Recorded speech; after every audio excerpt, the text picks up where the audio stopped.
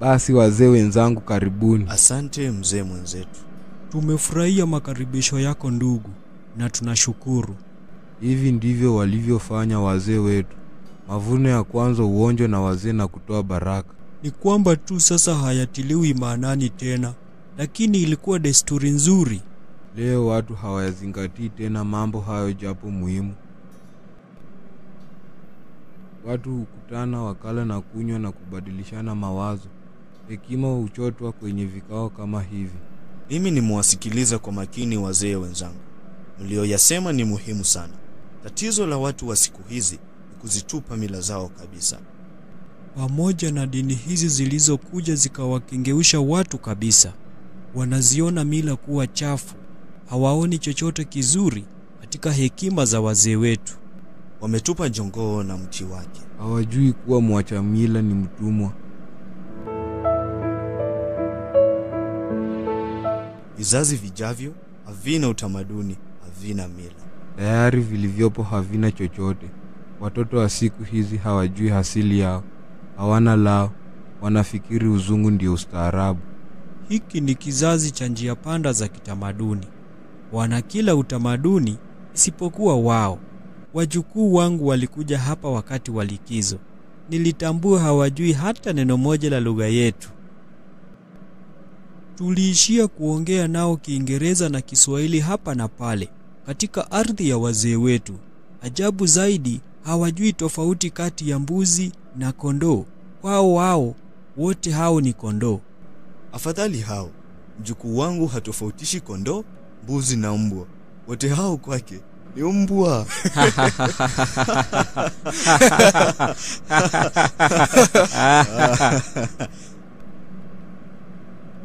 Inachekesha. Tunalea watoto na wakienda mjini wanasahau yote tuliyowafundisha. Maisha ya mjini ni ajabu. Yana mbio nyingi. Hata malezi hayo hawayawezi tena. Kazi ni kuraukia vibarua na kurudi watoto wakiwa wameshalala. Mtu anaishi na wanawe ambao wiki nzima anawaona wakiwa usingizini. Wamelala fofofo. Malezi yameachiwa yaya. Nyumba ni ya yaya. Yaya akitaka kumfundisha mtoto lugha au tabia aitakayo, atafanya hivyo. Ulezi wa mjini una mashaka. Tena makubwa. Ni kama hakuna anayejielewa.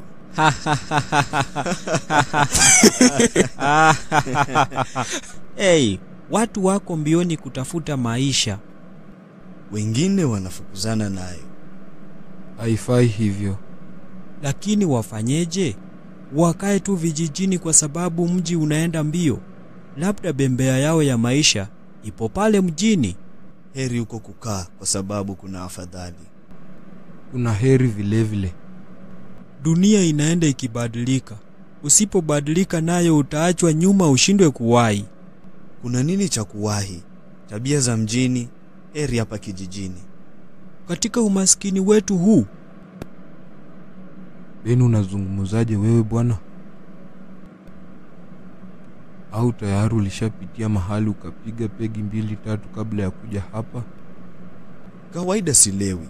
Hata nikinywa nanyi mtalewa nyote, mniache bado mzima kabisa. Sikiliza basi. Zamani mila zetu hazikuruhusu watoto wa kike kwenda skuli au kurithi kitu. Sasa wanakwenda na kurithi. Zamani watoto wa kike walikuwa wanategemea mifuko ya waume zao. Sasa hali ni tofauti. Tamaduni, mila na desturi zetu zinazidi kuyakubali mabadiliko. Thamani ya mtoto wa kike imepanda na nafasi yake kupanuka. Kuyapuuza hayo yote ni kazi bure. Watoto gani wa kike? Hawa waiona? Hebu wataje wengine. Si neno, ni hao tu, lakini siwaiona tofauti. Watoto wetu wa kiume hawawezi kulinganishwa nao hata kidogo. wala watoto wa kike na wa kiume hawalinganishiki. Sikiliza Yona, watoto hawa wanalinganishika sana. Kumbuka awali sisi tulidhani mtoto wa kike si kitu. Tulijua akisha kukua ataolewa akuache. Unakumbuka tulivyokushinikiza kuoa mke mwingine upate watoto wa kiume? Ninakumbuka. Afadhali hivyo ulivyofanya. Kumbe watoto hao tuliowadharau walikuwa nyota ya Jaha. Sasa kijiji kina mwanga. Mwanga? Mwanga aswa. Mtoto alirudi hapa juzi ile nyingine akipeleka gari safi. Mimi nikashindwa nani huyu anaingia humu kwa sisi kina Yahe na kulikubalia gari lake kutembea pasipo barabara ya maana. Utazama nikamuona mtoto wetu Neema ameshika usukani. Unadhani nilikuwa na furaha kiasi gani? Sasa kila niendako ninawaambia watu tuna simba wa kike anayeguruma.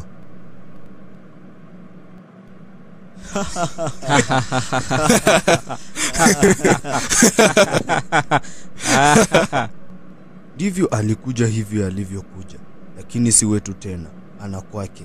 Angekuwa mvulana angejua baba yake yuko hapa. Yona asingekuwa anakunywa uji hapa kijijini. Lakini ona sasa, wamemnyang'anya mke na kumweka mjini. Mwenzangu hapa anahangaika kama kijana wa miaka 10 na kitu. Si kweli. Mke wangu amekwenda kupata matibabu na atarudi akishapata nafuu. Ndiyo, ni mgonjwa, lakini mume ambaye ni mwanamume kweli hangoji kuelezwa kinafanyika nini. Ushirikishwa katika hicho kinachofanywa. Angekuwa ni mtoto wa kiume si angekushirikisha na hata akajue unahitaji kula. Sasa lipi muhimu? Mtu kupata matibabu au kuja kumpikia mwenzake? Yona, muda wote uliokaa, nani anakupikia mzee mwenzetu? Hii ni miaka ya kujipikia. Ningeelewa zamani zile ukiwa mwalimu kabla ufutwe kazi. Siku zile ulikuwa kijana na nguvu zako. Sasa misuli yako imenyauka. Haidhuru, umenirudisha nyuma kweli. Katika siku zile za ujana wangu, asubuhi niko skuli majira ya alfajiri, kiboko mkononi. Anayekuja baada yangu, hata kama hajachelewa, alikuwa hana lake. Siku nzima kazi tu, jioni darasani, tena kiboko mkononi. Sio siku hizi, huwezi tena kumnyoosha mtoto kwa kiboko. Vitabu navyo nilikuwa na vifunga kwenye baiskeli, kwenda kuvisahihisha wikendi. Paka tembo inaponyosha mikono yake na kukudaka.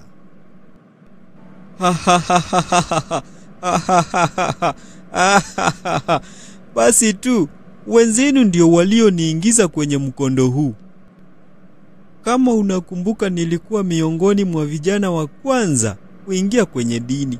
Hata tulikuwa tunahubiri. Kisha ukateleza mara moja.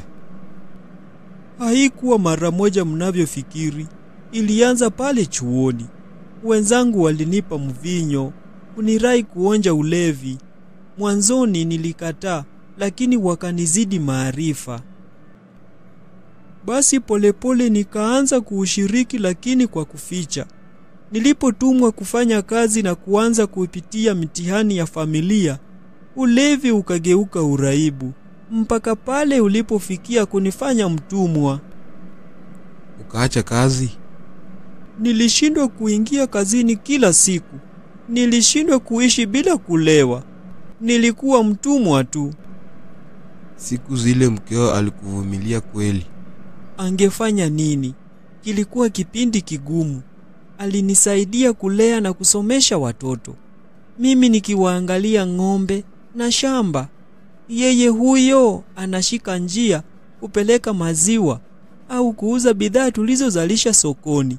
Bila yeye chombo kingezama. Ni kwamba siwezi kumwambia hivyo, maana atajishaua. Ndio maana basi ameganda huko muda wote huu. Si neno, yuko kwa watoto wake, nami niko kwangu. Asipokuwa huko unataka awe wapi? Hiyo ndio raha ya kusomesha.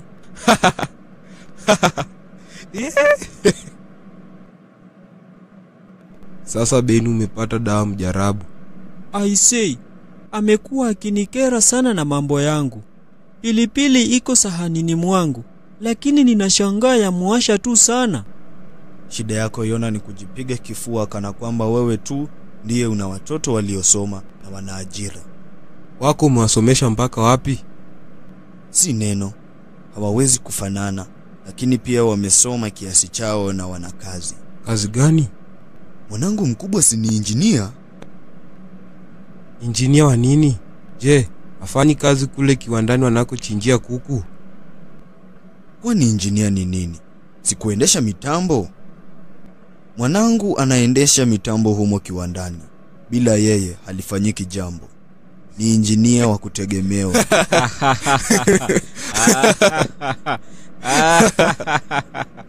Basi ni uinjinia huo. Usimdanganye mwenzio. Huyo ni fundi wa mitambo tu, si injinia. Injinia si fundi wa mitambo?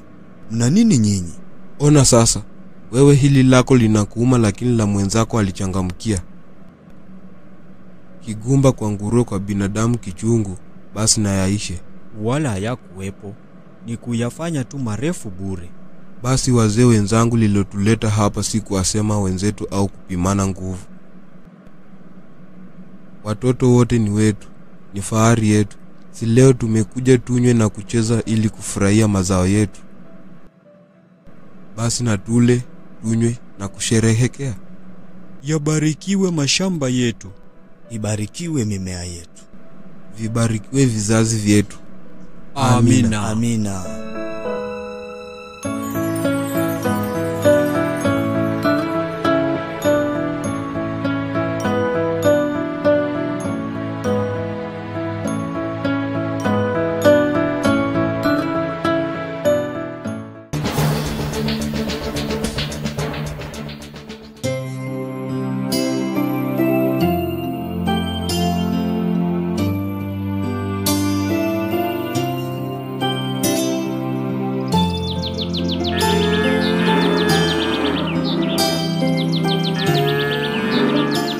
Japo bado zinachosha.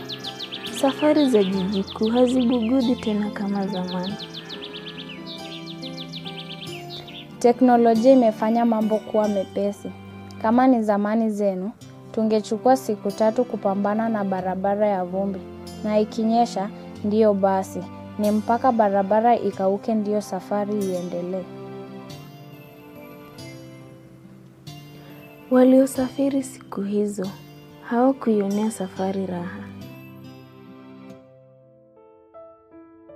Haikuwa tu mwendo wa kobe, bali pia ilimtitiga msafiri, na alipofika tayari alikuwa na mavuno. Afadhali ya mtu alimishaye fahali kwenye ardhi iliyokanyagwa na ng'ombe. Lami imerahisisha mambo. Hata haya magari yenye ya siku hizi yana mbio kweli. Hayo ni kwa sababu ya lami. Barabara ikiwa imesakifiwa vizuri, basi mwendo wa vyombo nao unakuwa wa haraka. Ulimwengu umeendelea sana. Umeendelea ndio, lakini si huu wetu. Wanani basi ulioendelea? Tazama mama, sisi tumekuwa pale pale wakati dunia watu wengine ikikua. Nchi nyingi zimekuwa na maendeleo ya barabara za misimu yote. Ulimwengu umeendelea, lakini sisi tunausindikiza tu. Tunasubiri uzalishe, sisi tutumie. Wanaozalisha wanavuna, lakini sisi hapa tupo pale pale. Kwenye hujuma na kuchimbana, kwenye ugomvi na mivutano, kwenye chuki na uhasama wa kitoto, kwenye tembo na gumzo lisiloisha, penye uchimvi na kusutana. Haya ndiyo maendeleo yetu. Tunasubiri akili kubwa kuzalisha vya kutumiwa na ulimwengu mzima, na sisi biashara yetu ni maneno ya kuvuta nyuma azma ya kujiendeleza. Kweli uyasemayo mwanangu, lakini unajua watu wa hapa kwetu walivyo? Mama, ulimwengu unakwenda shoti. Watu wamechukua nafasi zao katika mtandao mzima wa nchi. Nafasi chache zilizosalia watu wanang'ang'ania kuzijaza. Lakini hapa kwetu, mwanamume hasa ni yule ajuaye gongo lililopo na kujitolea kutumia hela yake yote kulinunua. Hivyo ndivyo walivyomfanya babako. Wamemvuta na kumweka mikononi mwao. Sasa wanampeleka kama tiara kwenye upepo. Matokeo yake ni haya, utumwa wa pombe. Ona sasa, tangu tulipoingia majira ya saa 12, bado baba hajatia guu nyumbani. Hata mifugo hao wameachwa tu.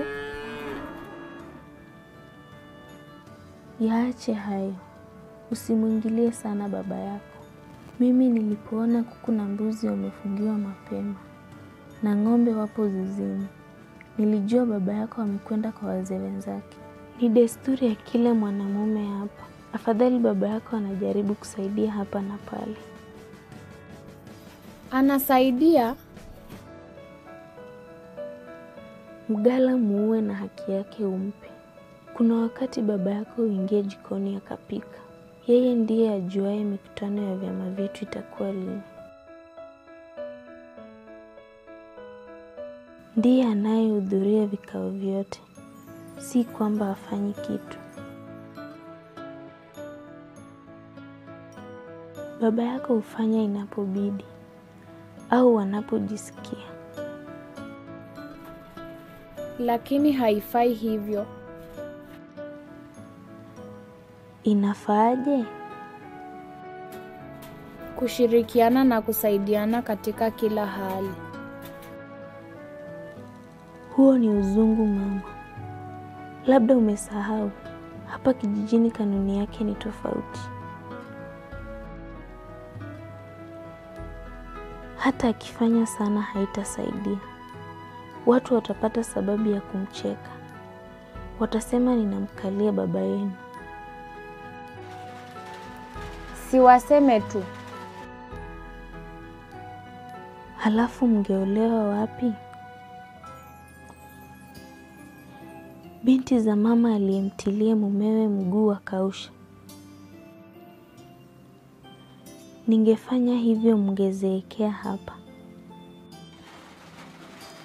Kwa hivyo uliyafanya hayo yote kwa ajili yetu? Hata bila nyinyi ningefanya tu. Utamaduni wetu ungali una nguvu mwanangu.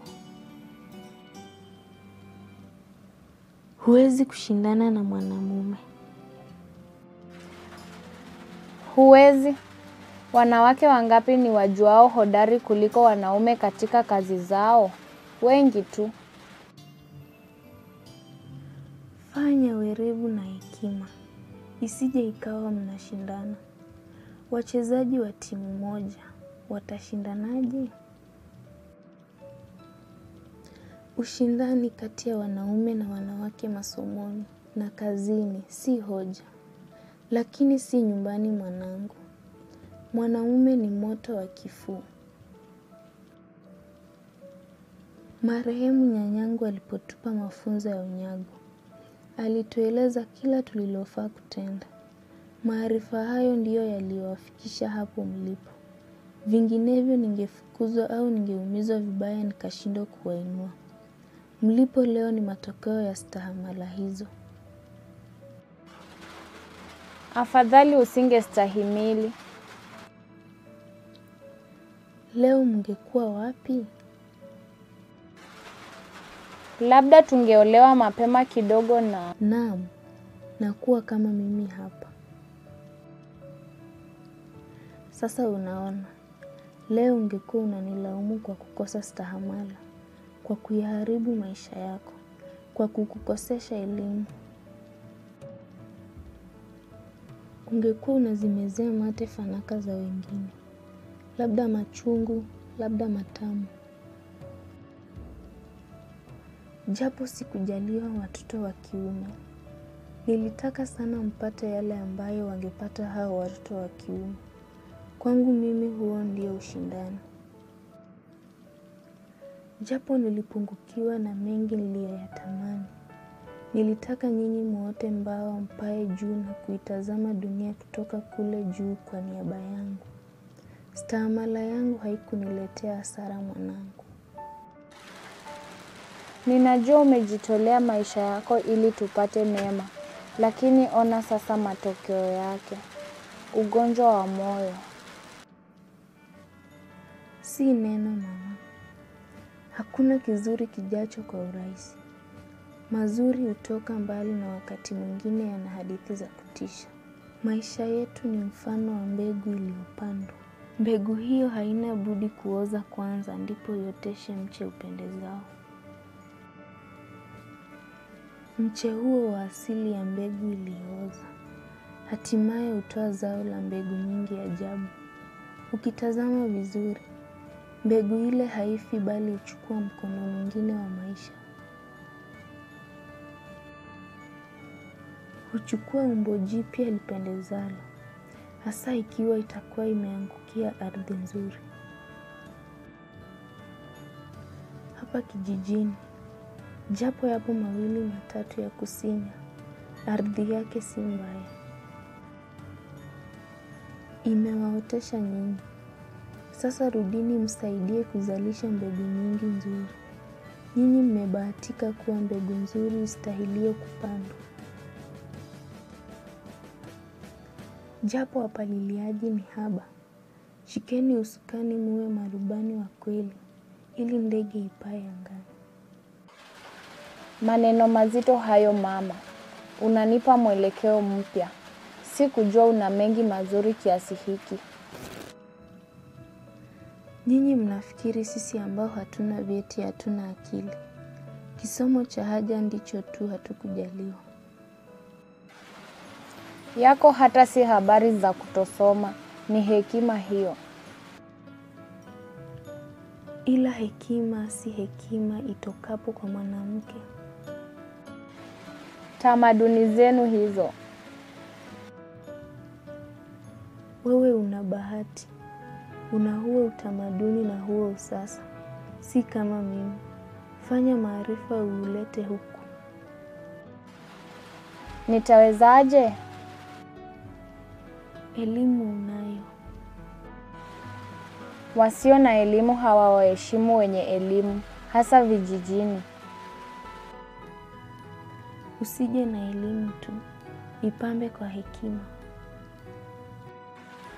Kweli? Kweli. Itachukua muda sana kabla ya kufikia huko. Heri kuanza.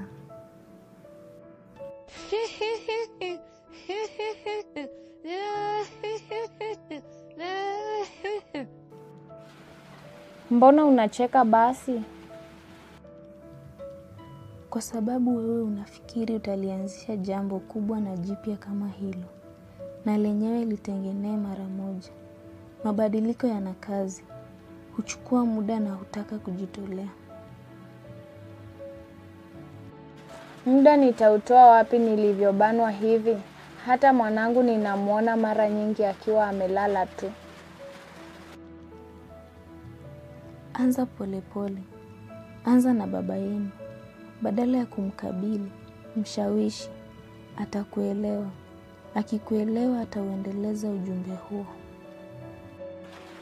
Sasa ninaelewa mama. Vizuri kama umeelewa. Saa ngapi vile? Inakaribia 2:30. Ndio maana ninajisikia kuchoka. Mara nyingi muda wetu kijijini hapa ni 2:00 jioni. Huwa tumeshafunga milango na kulala. Mama, unahitaji kupumzika. Safari ndefu huchosha hata kama usafiri ni wa starehe. Kweli mwanangu. Hata mimi nimechoka. Kesho pia ni siku. Mama, itabidi kesho nizungumze na mtu yule aliyekuja kuwaomba kazi.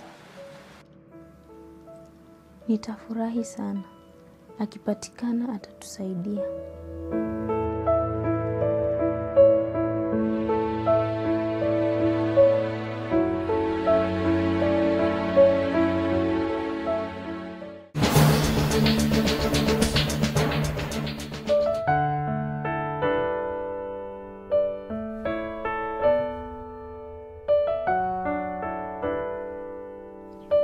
Maskini mke wangu, kumbe ugonjwa haukumsaza mwaka baada ya mwaka.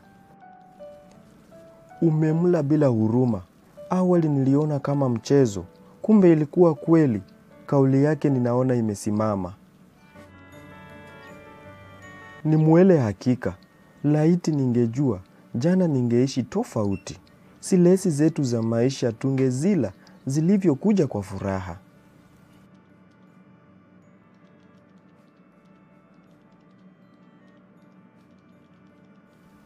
Siku hazigandi, wala jana haitarudi. Sasa jana imebaki kuwa kumbukizi baada ya kusombwa na wakati. Mfano wa mafuriko, msimu wa masika. Kwa bahati nzuri bado tupo.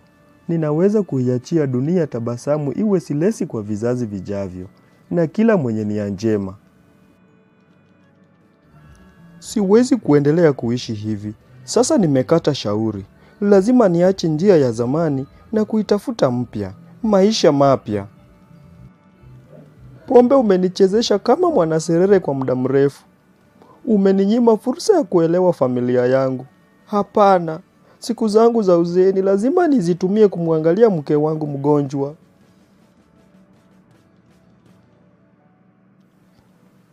Lazima nimshukuru kwa vitendo kwa jinsi alivyojitolea kujenga familia yetu. Kwaheri pombe, buriani.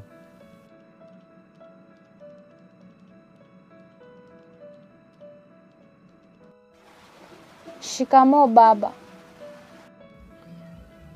Marahaba mwanangu, umeamkaje? Salama. Je, habari za watoto? Nzuri, hawana neno. Na mumeo? Hana neno, amekusalimu. Nimezipokea salamu zake. Anaendeleaje? Kama kawaida ni yeye na heka zake. Zinasaidia kuikimu familia. Hata zimetusaidia kulipa matibabu ya mama. Vizuri. Mumeo ana bidii sana. Anajua kutafuta maisha. Asante mwanangu kwa kumleta mama yako nyumbani. Amenieleza yote. Karibu baba. Niliona nitafute nafasi nimlete nyumbani. Unajua tena hali yake haitaki vuta nikuvute za usafiri wa umma. Umefanya vizuri, mwanangu. Mbona hivi? Vipi tena baba? Hali yako? Ninaona umekuwa mwembamba, si kama zamani. Je, unaumwa? Siumwi baba. Lazima pana jambo. Nini kinakusumbua? Ni kama huna raha. Hamna jambo linalonisumbua. Hapana mwanangu, lazima lipo. Labda ni huu ugonjwa wa mama. Huo ni lazima. Umeutikisa mji wangu. Ungeondoka tungepiga mbiji na vigelegele. Kwa bahati mbaya hautaondoka. Mama ataishi kwa dawa maisha yake yote. Amenieleza hivyo. Jambo hili limenisumbua sana. Nimetambua si kuwa ninaelewa hali yake. Inasikitisha. Mwanangu, asante kwa wema uliomfanyia mama yako. Umeusimamia mji wangu vizuri.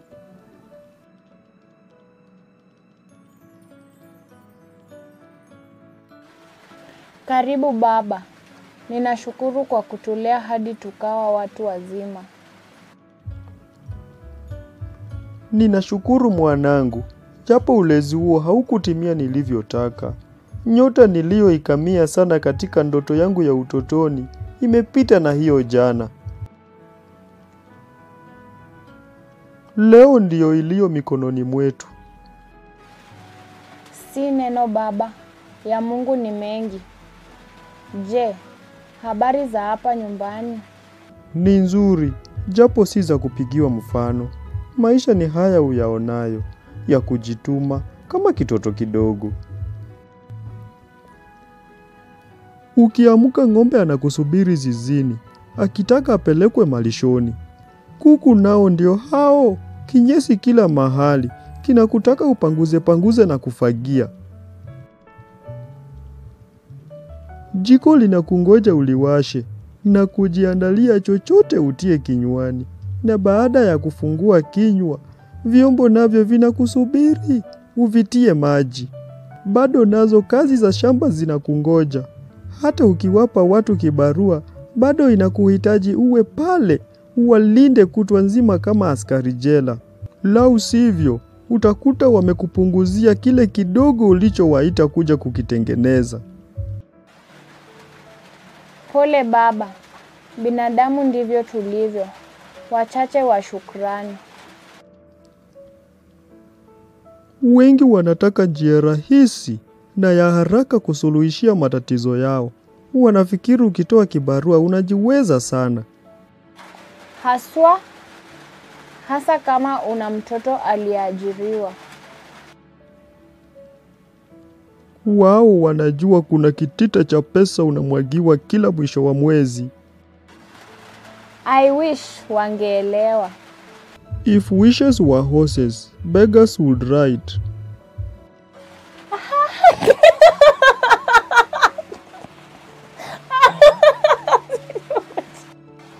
Kumbe bado unazikumbuka semi baba.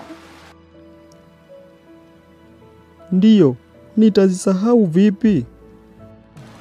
Akili zako bado sharp kabisa baba.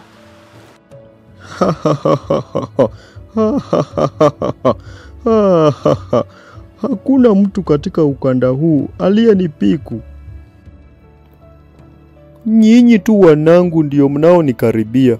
Siku zangu hakuna aliyeshindana na mimi. Kumbuka nilikuwa mtu wa kwanza hapa kijijini kufuzu kutoka chuoni.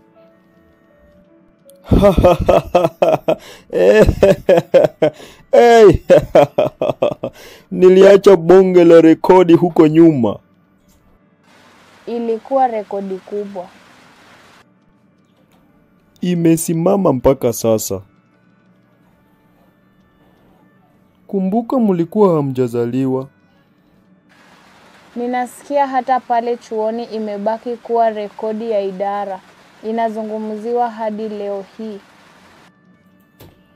Mimi Yona mtoto wa Kalasinga. Kalasinga angekuwako bado, angefurahi sana. Kalasinga ndiye nani tena baba?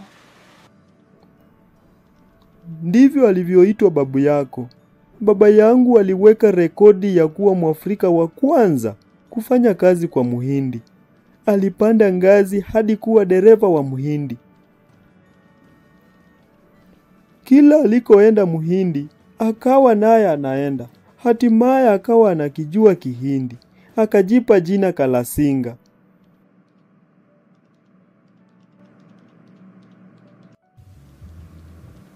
Baba yako hashindiki kwenye mjadala kama huu. Anaweza kuongea kutwa nzima. Nimetambua hivyo hata mimi. Haya, nenda ukaandae kiamsha kinywa. Mazungumzo unoga zaidi kama utumbo umetulia. Nitaandaa mara moja. Nimeshaandaa tayari. Baba nawe. Hilo jiko la gesi ulilotununulia hivi majuzi limetusaidia pakubwa. Nilikuwa ninamngoja mama yako aamke tupate sote kufungua pamoja. Zamani tukifanya hivyo, lakini hatukudumisha desturi hiyo. Mama yako anaelewa. Nilipopata harufu ya mahamri, nilijua bila shaka kwamba baba yako ameingia jikoni. Mama, sijaona baba akipika hivi karibuni. Ungeonea wapi? Nyinyi mmekuwa skuli muda mwingi. Asante baba, furaha ilioje. Nimekulaumu kwa mengi, kumbe sikuwa na picha nzima. Ninakuelewa mwanangu. Samahani kwamba yamekuja kuchelewa. Ninatumai wadogo wako siku moja nao wataelewa. Samahani mke wangu. Sikujua upeo wa ugonjwa wako. Usitie shaka. Taabu zako zitakuwa zangu.